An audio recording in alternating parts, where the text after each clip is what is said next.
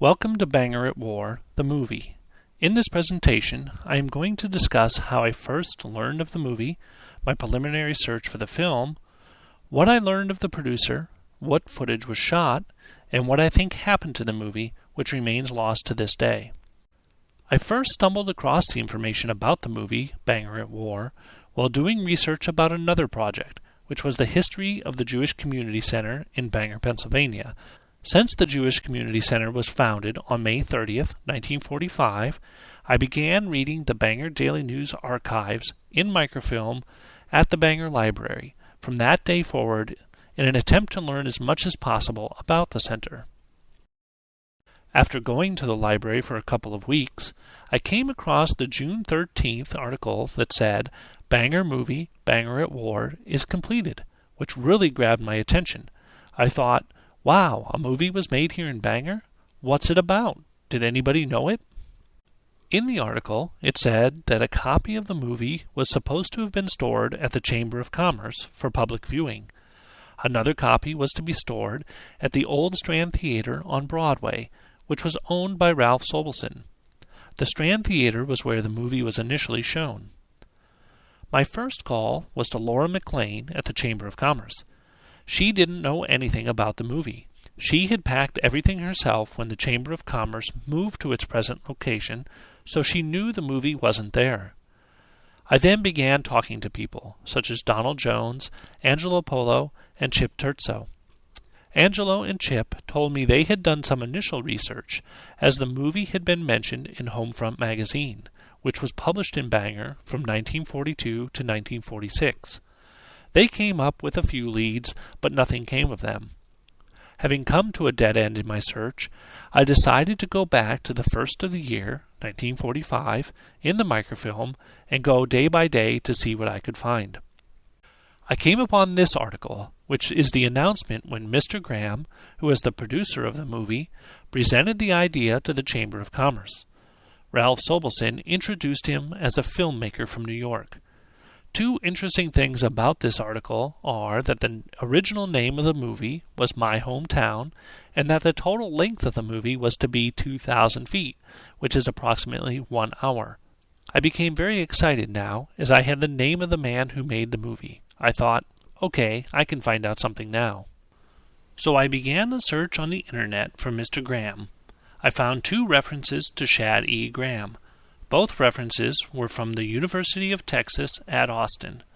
Shad E. Graham had moved to Texas after World War II. When he died, a film library was established in his name as well as a scholarship. The article said that all of his documentary films were donated to the University of Texas. Now I'm hot on the heels of this movie, I thought. I called the library, and after many talks with the archivist, they told me they didn't have any movie by this name in the collection. They said all of their movies came to the library after 1954. The only other reference I could find was that Shad E. Graham wrote a book about his mother. I ordered a copy of the book, and the first thing I found was this picture of Shad E. Graham. He was born on April 24th, 1896, in New York City, and named Shadrack Edmund Graham. He was the son of Broadway actor Charles Graham. His mother was a world-famous ballerina named Edith Krask. He was the nephew of the more famous Broadway actor Robert Graham. Shad came from a theatrical family and was immersed in show business from the day he was born. He started his career as a child actor and had a bit part in Thomas Edison's movie The Great Train Robbery. Later, he was employed as a prop boy on D.W. Griffith's movie The Birth of a Nation. However, he didn't really like acting and instead was drawn to editing and the technical aspects of filmmaking. He started his own production company in New York City called Shad E. Graham Productions. At this time, he had an idea to do a series of films called Our Hometown. He made over 250 Our Hometown movies, which documented the life of small towns across the United States. During World War II, he was a special consultant for the Office of Strategic Service. On the morning of April 16, 1947, a French cargo ship called the Grand Camp was stationed at Texas City, Texas. The ship was loaded with 2,300 tons of ammonium nitrate fertilizer. The ship exploded and destroyed the entire town. 600 people died and 2,300 people were wounded. Shadrack E. Graham filmed the aftermath for Fox Movietone News. He won an award for his film. This is a picture from the disaster. It is a 150-foot barge that was washed ashore by a tidal wave that was caused by the explosion. This picture was taken from Galveston, Texas, showing Texas City in the background.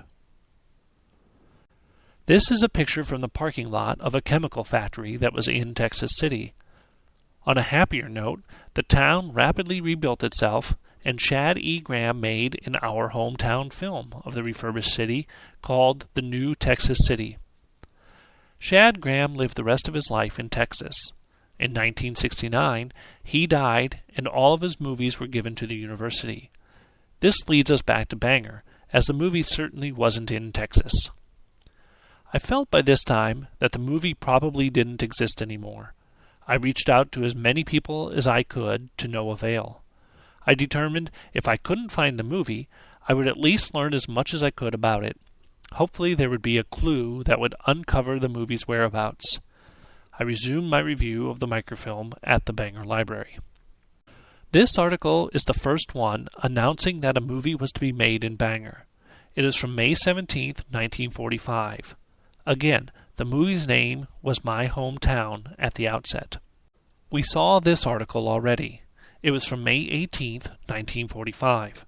The interesting thing about this article is that the president of the chamber made a special point to say that no business person was obligated to be in the film if they didn't want to appear. Also, we learned that Ralph Sobelson was the one who introduced Shadrack E. Graham to the chamber. On May 19, 1945, there was a high school band concert. Pictures of the band and the audience were taken for the film. A wedding was also filmed.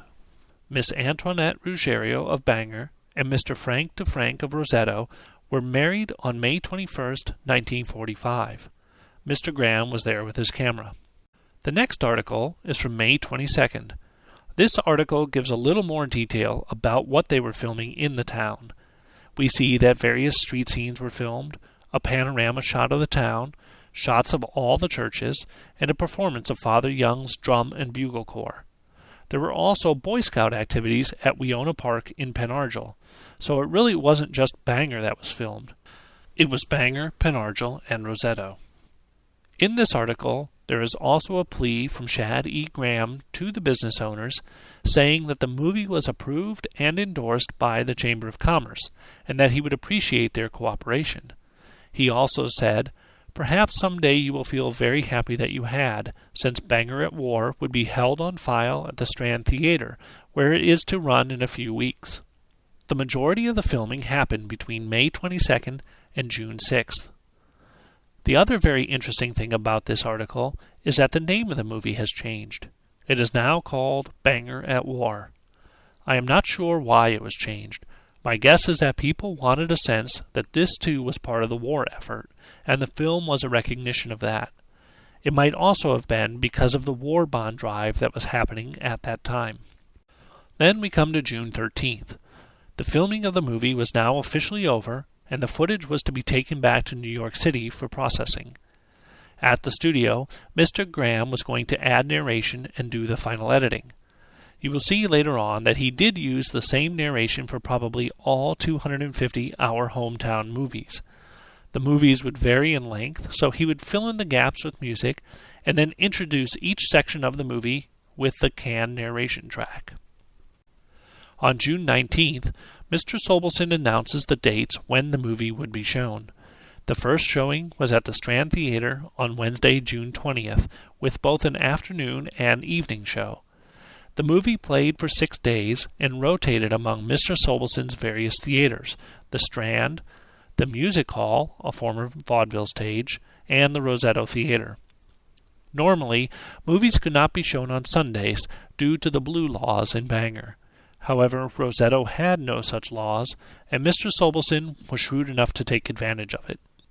On June 25th, which was the day after the last showing, the Daily News announced that patrons jammed theaters to see Bangor at War. Ralph Sobelson reported that he had to turn away about 1,000 people from the movie. Another interesting fact is that the size of the movie had also changed. The original reported size was 2,000 feet. The final movie ended up being 3,000 feet in length. A special mention of Bangor Mills was also made here. Footage showing how the famous tricot cloth manufactured for the military was shown. This article was the second response to the movie. There was a column in the newspaper called "The Day with Mrs. G.I. Joe." Here is what she wrote. Bangor at War. I was just thinking what a kick the next generation will get out of seeing the present film entitled Bangor at War, the one with all the town's business and organizations. Even now, it might seem mighty odd to see yourself in action, unless you're used to movies, but picture the grandchildren one of these days. It will be better than looking through the family album. They'll probably be laughing at our very slow and decrepit machinery and kill themselves over the styles. It's interesting to think about, though. I really like this article because Mrs. G.I. Joe was thinking about posterity. This was the last article in the newspaper about the movie. At this point, I felt I had exhausted all of my leads as to where the movie has gone. I personally believe that the movie doesn't exist anymore. Here are the reasons why I believe that. The first reason is that the Chamber of Commerce, who had a copy, disbanded and moved at least 3 times since 1945. There were also periods where the Chamber was not active for years at a time. I am sure that over the many incarnations and relocations of the Chamber, the film was probably just thrown away. The second reason is similar to the first. I think the copy stored at the Strand was discarded after Ralph Sobelson retired and sold the building. I talked with Shirley Rubenstein, who is Ralph's daughter. She never saw the movie and said, "You know, back then they didn't think of it as history. It was just another thing." Angelo Polo told me a story of when Ralph Sobelson sold the theater. Up in the attic there were many original movie posters that the person who bought the building tossed into a dumpster as he cleaned the attic. What would they have thought of a dusty old movie can in a box in the attic? Just another piece of junk. The third reason why I don't think it exists anymore is that the film was made from cellulose nitrate. Production of this type of film was stopped in 1951, partially because it deteriorated rapidly if it was humid or hot. The other reason for it being discontinued is that it was extremely flammable. Brenda Gunn, Assistant Director for Research and Collections for the Barker Texas History Center, said that when Chad E. Graham's films were given to the university in 1969, they were stored off-site. In 1990, the movies had to be removed from the off-site storage. At that time, many of the films were in such bad shape they had to call in environmental services to dispose of the films because of the extreme fire danger. Judging by the fact that many of the films they had were destroyed, it is reasonable to think that Bangor at War, stored in the attic of the Strand Theater or in a file cabinet at the Chamber of Commerce, wouldn't have survived much better. This is where my search ends, but I have a surprise for you. Thanks to the internet, I was able to find the My Hometown movie for Doylestown, Pennsylvania. It is a 15-minute movie which you can watch by clicking the link on the next slide. Think about the fact that the narration and music is the same for all of these movies. Use your imagination and pretend that is what Bangor might have looked like in 1945. Before watching the movie, I want to relate a story told in Chad E. Graham's obituary.